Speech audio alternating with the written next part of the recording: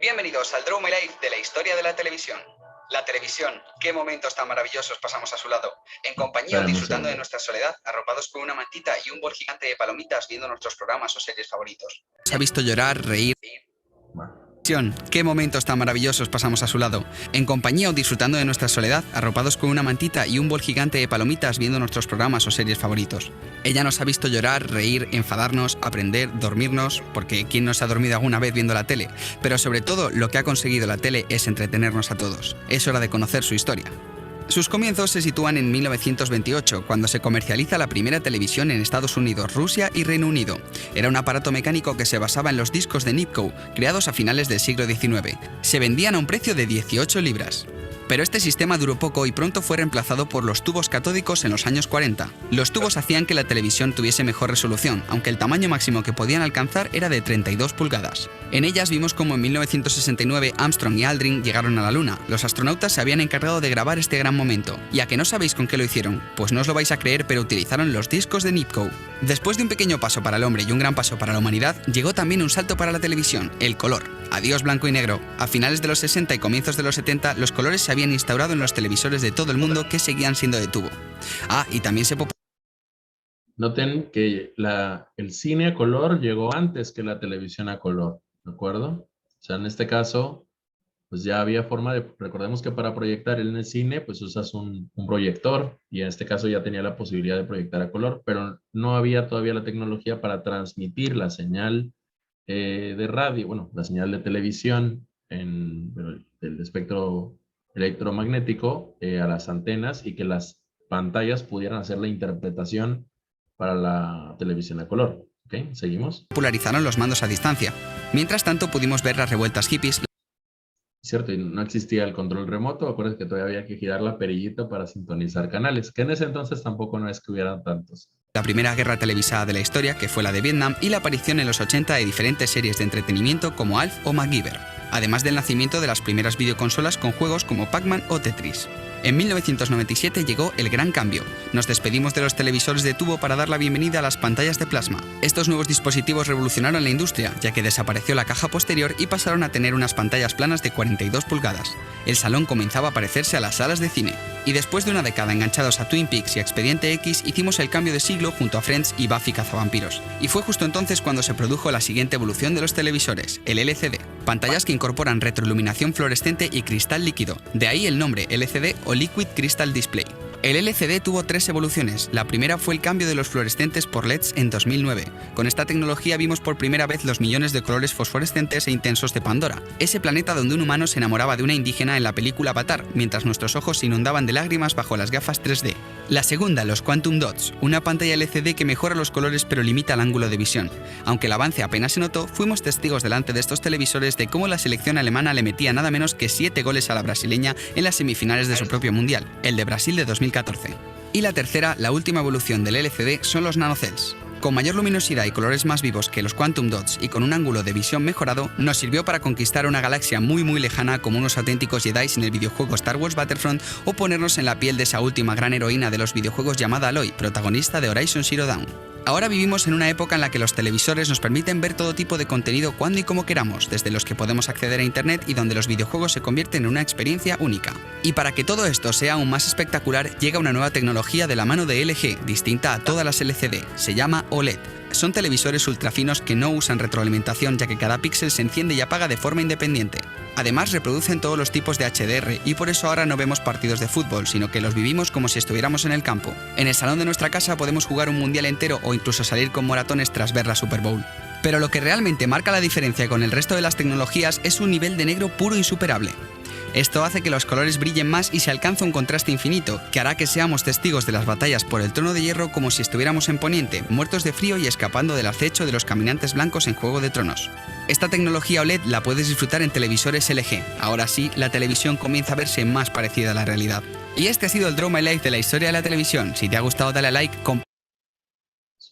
Aquí vemos que en el caso de la televisión, la velocidad de la evolución está más relacionada a la tecnología con la que el aparato muestra las imágenes, ¿no? Sí, pasábamos de las famosas teles con la cajota, el cuadro hacia atrás, que estaban también limitadas en cuanto a su tamaño, a las que existen ahora, que he visto ahora unas que salen de del mueble, ni siquiera, ¿no? Está el mueble sin nada y puede ser que la tele se oculte y salga, y es sumamente delgada, en todo tipo de tamaños diferentes. Deme un segundo, chicos, por favor.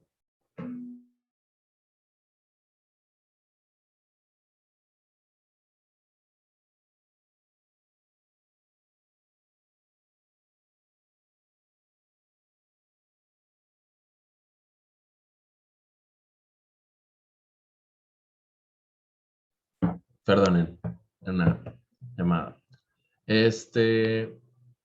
Decíamos, entonces aquí tenemos que los cambios, ¿no? Han ido ocurriendo más con un tema de la tecnología y obviamente, bueno, con la imagen que llevamos.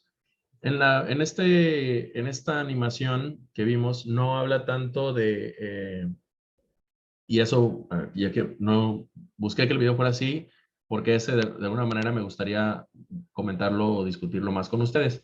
¿Qué cambios sienten ustedes que la televisión ha generado en cuanto a la manera en que nosotros como seres humanos nos desempeñamos, ¿sí? Desde su perspectiva personal.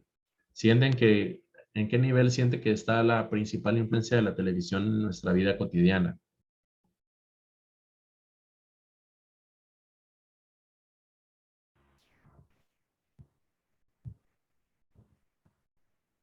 Es decir, sienten que hay influencia de la tele en lo que comemos, en lo que vestimos, en lo que hablamos y de dónde está esa principalmente esa influencia.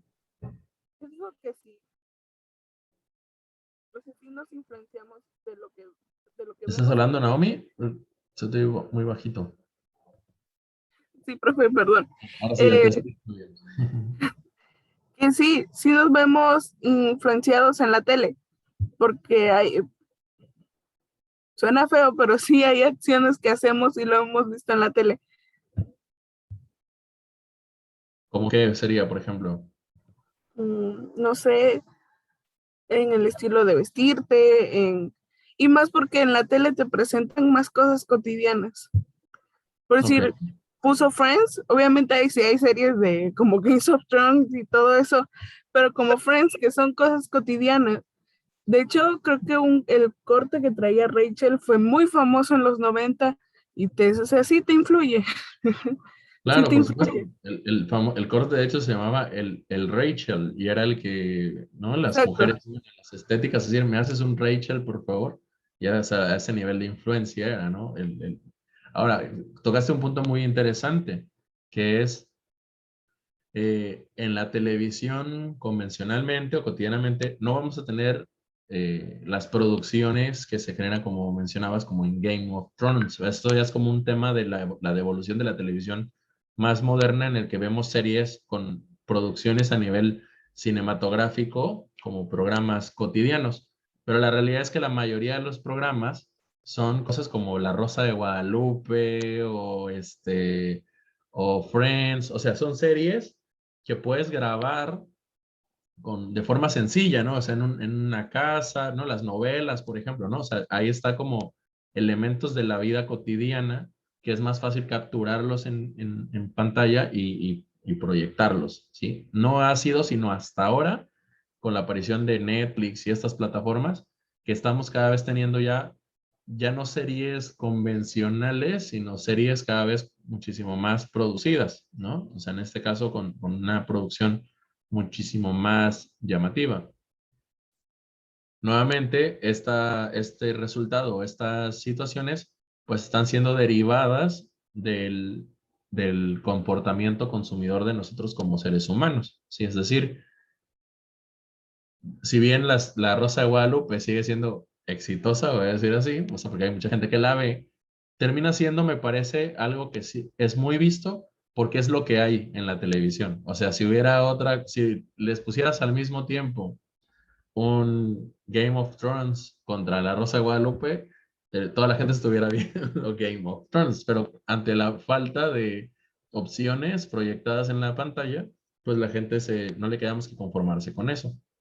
Piensen que el, otro tema que ha pasado con la televisión es que al moverse las audiencias hacia los medios de Internet, cada vez van cayendo, desapareciendo las estrellas televisivas, ¿sí? Ya, si ustedes ven las noticias ahora, ya se van a dar cuenta que los personajes o los reporteros anunciantes, ¿no? Por ejemplo, como López Dóriga, Loret de Mola y todo lo demás, ya salieron de la televisión. O sea, las televisoras no les da para pagarles los sueldos que les pagaba a estos personajes. Si ustedes miran a las novelas, pues luego terminan abriendo más novelas turcas o coreanas o de otros lados, porque a veces le sale más barato a la televisora pagarle a una televisora turca que pagarle los sueldos de los actores de televisión de aquí. E incluso, si se han fijado, muchos actores han optado por ir metiendo nuevas generaciones de actores, porque de alguna forma, pues un actor nuevo apenas quiere brillar, ¿no? Y si le dicen, no, pues te vamos a pagar un suelditito, dice, no, no importa, ya pues voy a empezar a aparecer y ya me voy a hacer popular y famoso. Mientras que alguien que ya es famoso, pues ya dice, no, pues es que yo quiero cobrar tanto y las empresas televisoras no están tan dispuestas a hacer esos pagos de dinero. O incluso a veces sí se hacen, pero ahora termina pasando que, por ejemplo, hacen la película o la novela para pasarla en Blim primero o en otra plataforma, ganar dinero como en esa y ya posteriormente la lanzan en televisión convencional. O sea, la televisión común ya ha ido quedando cada vez más y más rezagada. Ya no hablemos de los partidos de televisión, de fútbol, por ejemplo. Antes todos los partidos de televisión salían por la televisión.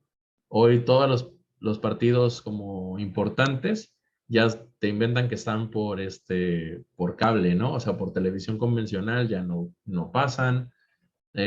Con la aparición de Netflix y, bueno, todas las demás, Amazon TV y todas las demás, pues cada vez vamos viendo más y más que la televisión común, la televisión gratuita, pues va teniendo cada vez menos importancia, menos participación, ¿sí? Entonces ahí tenemos un cambio muy, muy importante en cuanto a esto y bueno, ya solamente el tiempo nos dirá. Ustedes la vez pasada decían que probablemente la televisión desaparezca. Yo creo que todavía va a tardar muchísimos años. El radio ahí todavía sigue existiendo, pero bueno, cada vez va a ser menos y menos relevante, ¿sí? O sea, o vamos a seguir viendo programas repetidos o series que ya pasaron de moda, o que ya, bueno, ya se popularizaron demasiado, en otras plataformas y estas se las venderán a la televisión para que ahí apenas la gente que no tenía acceso a Netflix y demás, pues las pueda ver, ¿no? Así creo que terminarán haciendo, como termina pasando con muchas de las cosas que vemos en el cine, ¿no? Vemos las películas y cuánto tiempo tarda de que una película salió a que viene a aparecer en la televisión. A veces son como 4 o 5 años, ¿no? A menos de que haya sido como muy exitosa, que a la televisión le coma como que ya querer transmitirla para como ganarse ese hit, pero ya no, cada vez es menos frecuente.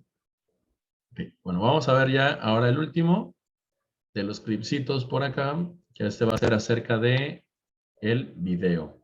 ¿De acuerdo? Entonces, vamos por allá. Las películas tienen una tecnología muy sencilla. Simplemente implica tomar una imagen bidimensional y enfocarla sobre un material fílmico bidimensional y ahí tienes una foto. Pero el video, y me refiero a las imágenes electrónicas en movimiento, tiene una historia muy diferente con muchos cambios que han transformado su funcionamiento. Voy a reunirme con alguien que sabe mucho sobre equipos de video antiguos y me mostrará algunos. Richard, encantado de conocerte. Mucho gusto, Derek. Adelante. Ok. Bienvenido a Labs Guy World. Tienes un lugar increíble aquí. Gracias. El problema fundamental del video es tomar una imagen de luz bidimensional y convertirla en una señal eléctrica unidimensional. Entonces, ¿cómo se hace? La solución en realidad proviene de la primera máquina de fax y, aunque no lo creas, fue inventada en 1843 por Alexander Vane. Él era un relojero. Su invento involucró un transmisor y un receptor. Cada uno tenía un péndulo y esos péndulos estaban sincronizados. Lo que sucedía era que en el transmisor había una hoja de metal en la que algo estaba escrito o dibujado con una tinta no conductora. Por lo tanto, un dedo en el transmisor, un dedo eléctrico, rozaba el papel y donde había hierro conducía. Y esa señal conductora se enviaba al otro extremo, que se aplicaba al papel con un químico que se oscurecía cuando la electricidad fluía a través de él, y reproducía una imagen muy precisa de la nota manuscrita que acababas de hacer. Alexander Vane solo transmitió imágenes estáticas, pero algunas personas lo han llamado el verdadero padre de la televisión, porque inventó el escaneo. Esta idea de moverse hacia adelante y hacia atrás a través de una imagen dividiéndola en líneas. Pero si realmente deseas obtener imágenes en movimiento, bueno, debes poder escanear mucho más rápido. Así que pasamos a 1884, cuando un estudiante universitario alemán de 23 años llamado Paul Nipkow patentó lo que se llama el disco Nipkow, que es básicamente un disco grande con una espiral de agujeros. Los agujeros internos hacen el escaneo y si voy lo suficientemente rápido puedes ver el barrido. Con una luz detrás de este disco de Nipkow, tendrías un punto de luz que hace un barrido a través de tu sujeto, digamos una persona. Y luego, la luz reflejada de esa persona sería captada por algunos sensores de luz. Eso crea una señal eléctrica que puede transmitir a la distancia, hacia un receptor. Ahora en el receptor se usa esa señal eléctrica para modular el brillo de una fuente de luz y luego se coloca un disco Nipkow sincronizado, por lo que el resultado es una recreación de la imagen del transmisor. Por lo tanto, estuvo al borde de tener la capacidad de hacer una imagen visible. Y en realidad se transmitió durante un par de años en Gran Bretaña. Además, Estados Unidos y otros países transmitieron experimentalmente con esta técnica.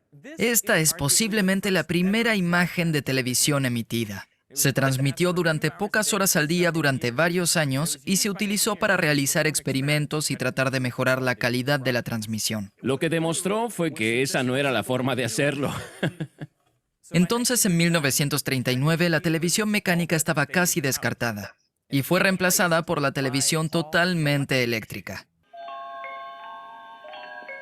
Específicamente, el tubo de rayos catódicos. Es un tubo de vacío de vidrio con un cañón de electrones en la parte posterior. El cañón de electrones dispara un haz de electrones a la pantalla, que está recubierta de una sustancia química que produce luz cuando es golpeada por los electrones. Se llama fósforo. Y usando campos magnéticos, este haz es barrido a través de la pantalla de arriba a abajo, de izquierda a derecha. Y el brillo del haz varía, cambiando el voltaje en un electrodo de control que determina cuántos electrones se envían en ese haz para golpear la pantalla en un momento determinado. Entonces, si envías muchos electrones, obtienes un punto brillante. Si no, obtienes un punto oscuro. Y de esa forma, produces una buena imagen en blanco y negro. En cuanto a la televisión en colores, llegaron a varios resultados infructuosos en el camino hacia el sistema estándar de píxeles rojo, verde y azul, como este televisor con una rueda de colores giratoria. Llamé al proyecto Goldmark 1 en honor al Dr. Goldmark. La parte de televisión es un tubo de imagen en blanco y negro estándar. Mostraba 24 cuadros por segundo, pero cada cuadro requería 6 barridos. Azul, verde, rojo, azul, verde, rojo. Funcionó muy bien, pero no era compatible con los televisores en blanco y negro. Y este es un mini triniscopio, llamado así por sus 3 tubos de rayos catódicos, uno para cada color, y sus imágenes se combinaron con prismas. La desventaja de un monitor triniscopio es que por cada pulgada que se agrega diagonalmente a la pantalla, el volumen del gabinete aumenta exponencialmente a una potencia de alrededor de 3,5. Se vuelven enormes rápidamente. Entonces, la solución era tener fósforo, rojo, verde y azul para cada píxel y 3 cañones de electrones para determinar su brillo relativo. El número de líneas que esos electrones forman a través de la pantalla es, en teoría, de 525 cada 30ª parte de segundo. Pero esto se logra escaneando una línea de por medio cada 60ª parte de segundo. Eso que vieron es como en realidad la televisión antes se veía. O sea, son un montón de líneas que en un movimiento sumamente rápido, pues generan una imagen que persiste, como anteriormente mencionaron, en nuestra retina, y así es que la podemos seguir viendo. Sí, de hecho, si antes grababan con una cámara moderna una televisión viejita, todavía se veía ese efecto como de unas líneas que están circulando y circulando. Segundo, por lo que se necesita un doble barrido para hacer un cuadro. Esto se llama entrelazado. Y lo que notarás al verlo es que la mayoría de las veces estás mirando una pantalla vacía. La ilusión de una imagen en movimiento continuo es posible gracias a nuestra persistencia retiniana, es decir, no dejamos de ver algo inmediatamente después de que la luz deja de estimular nuestros ojos. Entonces, inicialmente pensé que eso no sería tan difícil de filmar, es decir, una 30ª o 60ª parte de segundo no es tan rápido. Pero si lo piensas bien, se dibujan 262 líneas y media cada 60ª parte de segundo. Eso nos da 15.750 líneas dibujadas por segundo. Eso es rápido, por lo que si quieres ver las líneas dibujadas, debes disparar a más de 15.000 fotogramas por segundo, en realidad mucho más rápido para poder verlo claramente. Así que estoy usando la Phantom B2512. Esa es la bestia que me permitirá producir estas imágenes. La resolución real de estos televisores resultó ser de alrededor de 480 líneas, por lo que cuando seleccionas 480p en YouTube, es por eso que es una opción. Y vale la pena señalar que el tube de YouTube, en inglés es tubo y se refiere a esto, un tubo de rayos catódicos. Entonces, antes de existir los chips sensibles a la luz como los que usamos hoy en nuestras cámaras, ¿cómo creabas una imagen para verla en un televisor? Bueno, había muchos diseños de tubos de vacío. Uno de los más comunes fue el tubo de imagen Orticon, a veces llamado EMI para abreviar. De hecho, de ahí proviene el nombre de los EMIs. Funcionaba utilizando el lente de la cámara para enfocar una imagen en la parte frontal del tubo Orticon, que estaba recubierta con una sustancia fotoeléctrica, por lo que liberaba electrones en proporción a la luz que lo alcanzaba. Ahora esos electrones eran colimados por campos magnéticos y devueltos inmediatamente. Entonces, esencialmente tenías una versión electrónica de la imagen enviada hacia un objetivo, que era una placa de vidrio muy delgada. Y por supuesto, donde había más electrones, eso creaba un punto más negativo en el objetivo. Desde la parte posterior del tubo se enviaba un haz de electrones para barrer a través del objetivo. Y así, mientras golpeaban estos electrones, cuanto más negativo era un punto en el objetivo, más se reflejaba el haz. Y entonces, ese haz reflejado se amplificaba en el tubo y luego se usaba como señal para determinar esencialmente qué tan brillante debería ser esa parte de la imagen. Así es como se crearon y mostraron imágenes de televisión durante décadas.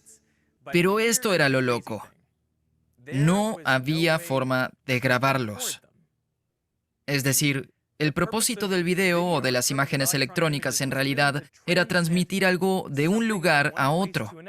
Televisión significa literalmente ver a distancia. No se trata de grabar para reproducir más tarde como lo es una película. Lo que me impresionó fue darme cuenta de que las cámaras de video existieron durante un par de décadas antes de la cinta de video. Así es. Esa fue la era de la transmisión en vivo. Pero eso presentó algunos problemas. Por ejemplo, en Estados Unidos, muchos de los programas de televisión se producían en Nueva York y había un cable coaxial que atravesaba todo el territorio de los Estados Unidos y eso permitía transmitir en, digamos, Los Ángeles. Pero era en el momento equivocado. Me refiero a que una transmisión de noticias en Nueva York a las 6 p.m. no podía ser transmitida en vivo a las 3 p.m. en la costa oeste. No tenía ningún sentido, así que necesitaban retrasarlas. Pero ¿cómo lo hicieron? Bueno, la respuesta fue tomar una cámara filmadora, una cámara de cine y apuntarla a una pantalla de televisión para, en realidad, filmar la pantalla de televisión.